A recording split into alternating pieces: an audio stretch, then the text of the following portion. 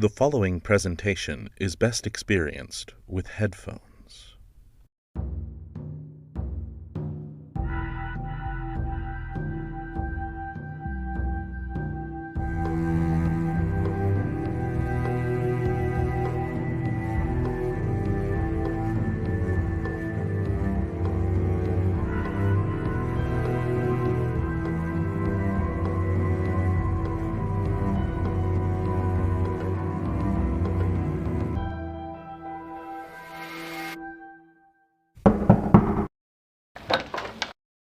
Welcome, honored guest, to the House of Branching Paths. Please step inside and follow me. I will lead you to the circle. Today the circle has convened in the library. I do apologize, honored guests, for you may find the circle in a bit of disarray. For Grandmaster Imris has discovered, or rather not discovered, where some of his spell books have gone. I am not one for the art of magic, but I do know that in the wrong hands... Well, I've said quite too much. Of course, you are safe here at the House of Branching Paths. And now I leave you with the circle. Emrys, we will find them. Too true, my friend. I did hear footsteps all last night. Perhaps you started sleepwalking and misplaced them. I find it best to retrace my steps and clear my mind. I can't clear my mind when the grimoire is gone. Oh, dear, I didn't know it was that serious. What other titles have gone missing? Well, now, don't be cross, Morgana. Emrys? The copy of spells Hecata has gifted you seems to also be missing. Emrys? She'd have my head for that. Okay, before things get too far, Traveler, you said you heard footsteps last night. Certainly, up and down what seemed to be right above me. Above you? I believe my room is above yours. No. We are all on the same level, unless... Unless... I'm not sure. Everything seems to be so turned around, I'm not sure which way is up. Is it possible... Before, Emrys, when we opened the House of Branching Paths and the house began to come back to life... Are you suggesting the house is now rearranging the architecture? I'm not sure. There has to be an explanation for it all. Sometimes there are no good explanations, or at least none that are logical. Logic. You don't think that the tree door to Wonderland was left open, do you? Traveling by tree is the easiest. Before I found the House of Branching Paths, I was desperate to escape the horrors of what I had witnessed and experienced. I returned to a spot in the forest I knew well and begged anyone who would hear to help me. Immediately the trees began to transform, the branches and leaves bending and swaying. An angel appeared with arms outstretched, telling me to follow them into the trees, to a place I would be welcomed. When I emerged, I found myself in a different land, and that is where I met all of you. Now that seems more likely. If Nan is traveling by tree, it would be much easier. That would explain all this confusion. The Queen cannot get a hold of my books. Could you imagine her with magic? I don't want to. My friends, I do believe I see the crackle of a story on those flames. The fire burns bright, with stories ever knowing. The flame seems very in tune with the happenings of the house. Maybe we should listen to what it may be trying to tell us? Let us see what this story reveals. I see we are set to return to Wonderland. Yes, and the Queen must have heard us going at each other's throats. Lana, you can't joke about that. You're right. For now, let's say we put our quarrels aside and jump into a world recounted by the famous author, Lewis Carroll. A novel first published in 1865. Alice's Adventures in Wonderland.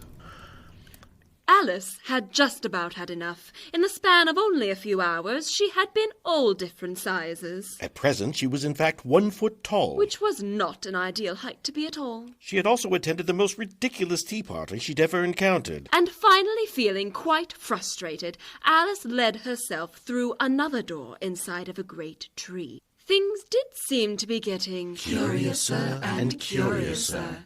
Alice walked along the corridor of bark until she found herself in a most luxurious garden. Alice observed, I could see a large rose tree that stood near the entrance of this garden. The roses growing on it were white, but there were 3 gardeners at it, busily painting them red.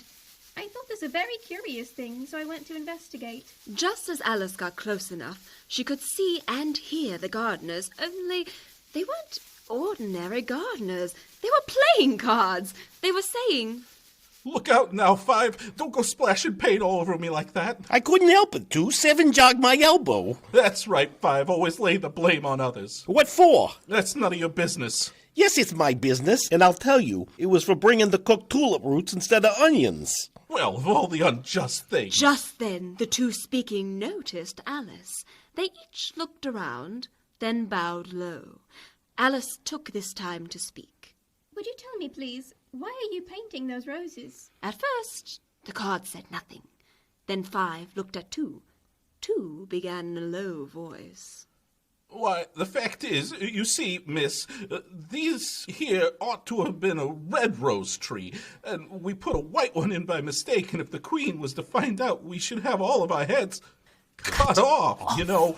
So, you see, miss, we're doing our best before she comes to... At this moment, Five, who had been anxiously looking across the garden, called out, The Queen! The Queen! The Queen! "The Queen! The Queen! The Queen! The Queen! And the gardeners instantly threw themselves flat upon their faces. There was the sound of many footsteps, and Alice looked round, eager to see the Queen. First came 10 soldiers, also carrying clubs. They were also playing cards, oblong and flat, with their hands and feet at the corners. Next, the 10 courtiers. These were ornamented all over with diamonds, and walked 2 and 2, as the soldiers did. After these came the royal children. There were 10 of them, and the little dears came jumping merrily along, hand in hand, in couples. They were all ornamented with hearts. Next came the guests, and among them Alice recognized one. She thought to herself, It is the White Rabbit. He is talking in a hurried and nervous manner, yet smiling at everything that is said. Then followed the Knave of Hearts, and last of this grand procession came The Queen Queen of of Hearts. Alice was not sure what to do. She pondered. I am rather doubtful whether I ought not to lie down on my face like the guard does. But I cannot remember ever having heard of such a rule at processions, and besides, what would be the use of a procession if people had all to lie down on their faces so that they couldn't see it? So she stood where she was and waited. When the procession came opposite to Alice, they all stopped and looked at her, and the Queen said severely, Who is this? She said it to the Knave of Hearts, who only bowed and smiled in reply. Idiot! said the Queen, tossing her head impatiently, and, turning to Alice, she went on. What is your name, child? My name is Alice, so please, your majesty.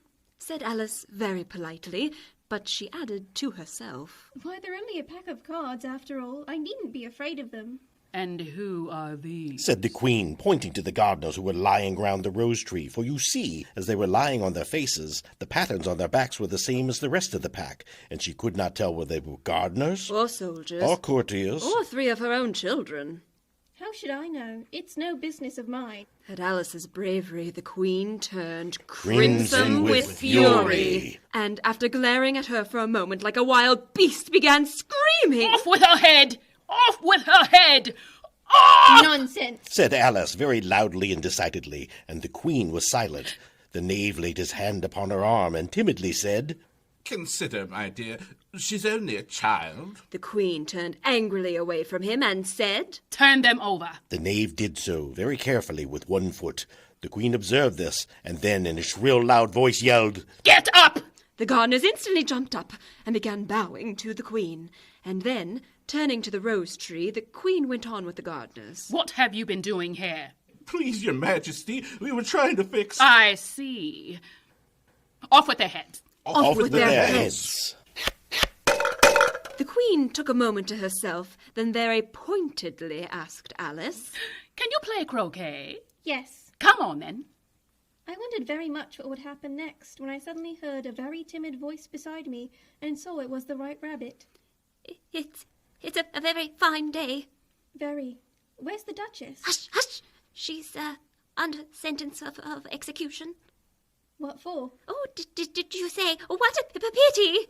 No, I didn't. I don't think it's at all a pity. I said what for. The box the Queen's ears. Oh, hush! The Queen will hear you. You see, she came rather late, and the Queen said... Get to your places! Suddenly, people began running about in all directions, tumbling up against each other. However, they got settled down in a minute or two, and the game began. Alice thought to herself, I've never seen such a curious croquet ground in my life. for you see it was all ridges and furrows. The croquet balls were live hedgehogs, the mallets live flamingos, and the soldiers had to double themselves up to stand with their heads and feet so to make the arches. Alice soon came to the conclusion that it was a very difficult game indeed. The players all played at once without waiting for turns, quarrelling all the while and fighting for the hedgehogs. In a very short time, the Queen was in a furious passion and went stamping about and shouting. Off with their head! Off with your head! Off with their head. Off with their head! Off with your head! Off with your head! Off with your head! This was about once every minute. Alice began to feel very uneasy. She wondered, I have not as yet had any dispute with the Queen, but it might happen any minute, and then... what will become of me? They're dreadfully fond of beheading people here. The great wonder is that there's anyone left alive. She was looking about for some way of escape and wondering whether she could get away without being seen when she noticed a curious appearance in the air. At first, what I saw puzzled me, but as it came together completely, I realized it was the Cheshire Cat. At least I would now have somebody to talk to. "How are you getting on?" Said the cat, as soon as there was mouth enough for it to speak with. I don't think they play at all fairly, and they all quarrel so dreadfully one can't hear oneself speak. And they don't seem to have any rules in particular, at least if there are, nobody attends to them. And you've no idea how confusing it is, all the things being alive. For instance, there's the arch I've got to go through next, walking about at the other end of the ground, and I should have croqueted the Queen's hedgehog just now, only it ran away when it saw mine coming. "How do you like the Queen?" Not at all. She's so extremely Just then she noticed that the Queen was close behind her listening, so she went on. likely to win, and it's hardly worthwhile finishing the game. The Queen smiled and passed on. Just then the knave came up to Alice and inquired. Who are you talking to? It's a friend of mine, a Cheshire Cat. Allow me to introduce it. I don't like the look of it at all. However, it may kiss my hand if it likes. "I'd rather not." Don't be impertinent and don't look at me like that. A cat may look at you. It must be removed. He called over to the Queen, who was passing at the moment. Your Majesty, I wish you would have this cat removed. The Queen had only one way of settling all difficulties, great or small, and said, Off with his head. Off with his head. off with his head. Off with his head. Off with his head. Off with his head. A large crowd began to form around the Cheshire Cat, and a dispute began between the executioner, the knave, and the Queen. "You can't cut off a head unless there's a body to cut it off from." You must be able to do this task for your Majesty. I have said off with his head. Now get to it. "I have never had to do such a thing before, and I'm not going to begin now." Here, let us ask her. What do you think of this? Alice could think of nothing else to say but... It belongs to the Duchess. You'd better ask her about it. She's in prison. Fetch her here! The cat's head began fading away the moment the executioner went to get the Duchess. Soon he had entirely disappeared, so the knave and the executioner ran wildly up and down looking for it, while the rest of the party went back to the game, and Alice laughed to herself. A very curious cat indeed. The end. Well, that story was a great deal of fun. I'd almost forgotten my books. It is, as our friend Alice would say, a curious thing to happen. But we will investigate, Emrys. They can't be far. I think we should all take a break. Maybe a tea break? "Do you think the Hatter is holding tea?" It never matters what time it is. He's always having a tea party. Ah, yes. Well, we all know the way to Wonderland, right? You simply hop on a drop headed down. Of course, you must first go down to reach up. Then you must make a right. "But first you must go wrong." You may only turn round once a day. And if you've made it that far... It's only a few steps to short. "Well done, my friends. We shall meet there 2:30. Agreed. For now, honored guests, we must say goodbye. Yes, my friend, I do believe I see the crackle of a story on those flames, but for next time. The fire burns low, with stories ever glowing. Honored guests, come, follow me, for you mustn't stay at our house for too long. If the door to Wonderland was left open, there's no telling who or what I may have to find inside the house. Most especially Grandmaster Imris's spellbooks. You see, we're all bad here. Oh dear. Dear guests, do close your eyes and follow as close as you can behind me. And whatever you do, don't answer any voices you may hear on the way out.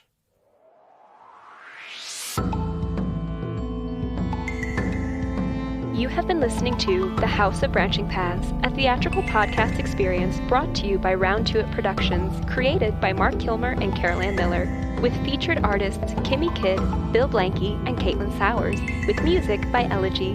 For even more content, join us on our Patreon, or for more stories like these, be sure to visit your local library. Thank you for joining us, honored guests, and remember, the fire may burn low, but the stories are ever glowing.